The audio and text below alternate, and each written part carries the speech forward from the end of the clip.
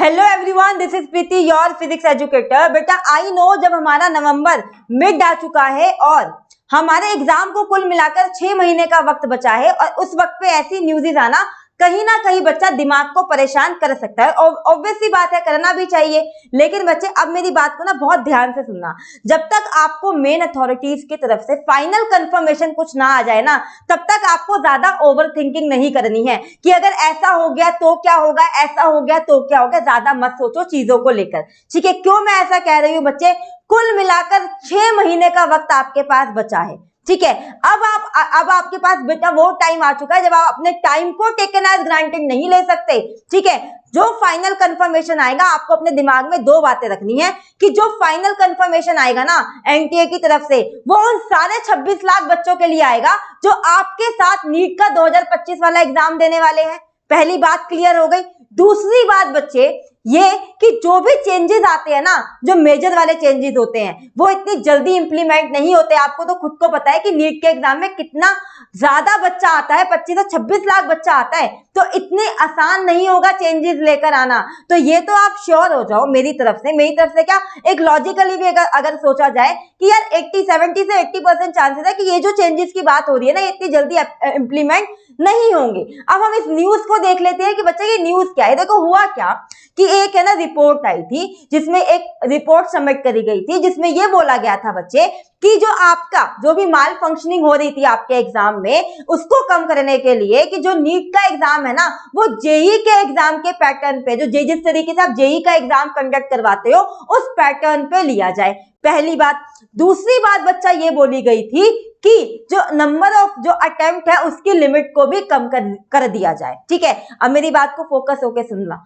ये बोला गया था, ऐसा हुआ नहीं है, ठीक है। अब ये बोला गया, लोगों में बेटा इतना ज्यादा डर पैदा हो गया कि उन्होंने क्या किया, उन्होंने इस रिपोर्ट के अगेंस्ट आरटीआई फाइल कर दी, ठीक है ना। अभी आरटीआई का कि भाई हमें ये बता दो एक्चुअली, अच्छा आरटीआई फाइल करने का क्या था, मोटिव क्या था, कि बच्चों को, कि भाई सबको ये पता चल जाए कि एक्चुअली में ये चीज होने वाली है नहीं होने वाली। क्योंकि अगर आप अटेम्प्ट्स को ही लिमिट कर दोगे, नंबर ऑफ अटेम्प्ट्स को ही लिमिट कर दोगे, तो बहुत सारे बच्चे ऐसे होंगे जिनका 5th होगा, जिनका 6th होगा, जिनका 4th होगा, वो तो दे नहीं पाएंगे। तो ये क्वेश्चन अराइज हुए लोगों के दिमाग में, उन्होंने आरटीआई फाइल करी। ऑल्दो इस आरटीआई का अभी तक कोई भी रिस्पॉन्स, कोई भी आंसर हमको नहीं मिला है। जैसे मिलेगा वैसे ही अपडेट कर दिया जाएगा। लेकिन बच्चे आप खुद सोचो, आपके एग्जाम में कितना बच्चा बैठता है, 25 से 26 लाख कुल मिलाकर, है ना।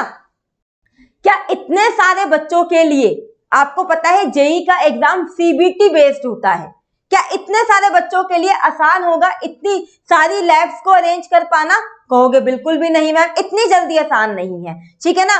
बहुत सारी तैयारियां करनी होती है जब भी कोई हम चेंज लेकर आते हैं, ठीक है। और ऐसा भी मत सोचो कि मैम अगर आ गया तो जिनका 4th अटेम्प्ट है, जिनका 5th अटेम्प्ट है, कोई ना कोई ऐसी कंडीशन होगी इस साल के लिए, उनके पास भी इतना दिमाग है जो पेपर कंडक्ट करवा रहे हैं कि वो आपको बिल्कुल ही साइड नहीं कर देंगे। इतना बिलीव रख के चलो और बिल्कुल भी बहाना मत ढूंढो कि यार ये न्यूज आ गई थी इसलिए हमारा पेपर क्लियर नहीं हुआ। अच्छा एक चीज और, अब कुछ बच्चों के दिमाग में ये बात आ रही होगी कि मैम अगर ये 2026 में हो गया तो भाई मुझे एक चीज बताओ, जिन बच्चों का 4th और 5th अटेम्प्ट है, कब तक पेपर देने वाले हो नीट के एग्जाम का? 50 साल तक देने वाले हो क्या?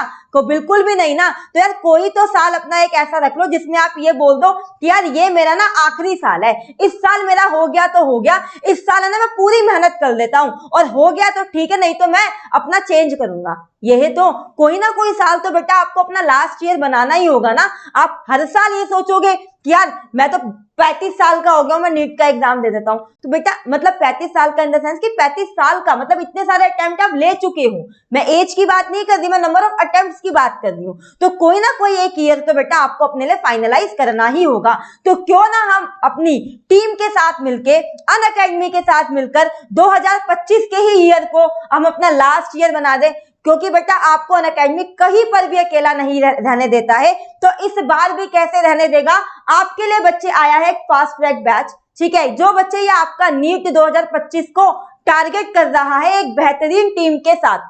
फास्ट ट्रैक क्यों है बच्चे इसका नाम? क्योंकि आपको पता है कि हमें मेन कॉन्सेप्ट से बच्चे को बेस से उठा के एक मेन उस पे लेके जाना है और उसकी तैयारी ऐसी करवानी है कि उसका सिलेक्शन पक्का हो जाए और जल्दी जल्दी भी करानी है। तो इसलिए देखो कितने सारे टीचर, बेहतरीन टीम आपको इस बैच में मिल रही है, जिसमें बच्चा आपको 450 plus live lecture, 15 plus test और इंग्लिश लैंग्वेज, ये बच्चा बैच आपका लाइव हो चुका है।